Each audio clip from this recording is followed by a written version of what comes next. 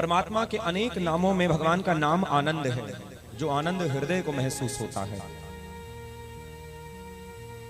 आद्य गुरु शंकराचार्य जी ने लिखा है कि योग रतो वा भोग रतो वा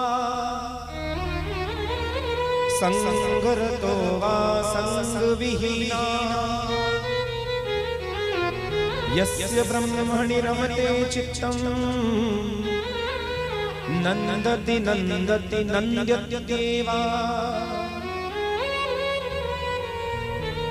शंकराचार्य जी ने लिखा, चाहे योग में रहो, योग में डूबे रहो, चाहे भोग में डूबे रहो, संसार के सुख साधनों में डूबे रहो, चाहे संसार में डूबे रहो, संग रतो वा संग विहीना, चाहे त्यागी बन करके रहो या वैरागी बन करके रहो, लेकिन सार्थक जीवन उसी व्यक्ति का है जिसका मन सदैव परब्रह्म में लीन होने का प्रयास करता है। वही नित्य परमानंद को प्राप्त करता है, वही सच्चा त्यागी है, वही सच्चा वैरागी है। क्योंकि इस शरीर को कितना सजाओ, ये एक दिन मिट्टी में मिलने वाला है। और मिट्टी में कैसे मिलेगा?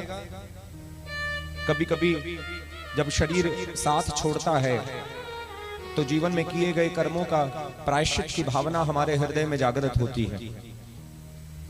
इसलिए जीवन में अगर जीना है, जीवन की सार्थकता को पहचानना है, तो इस सार्थकता का मूल तत्व यही है कि समय रहते बाहरी रूप से जो हमारा चिंतन लगा है संसार में, वो सिमटकर अगर हमारे भीतर आ गया और परमात्मा को हम जहां बाहर खोज रहे हैं इन आंखों से, वो बाहर नहीं है, वो हमारे हृदय में बैठा है।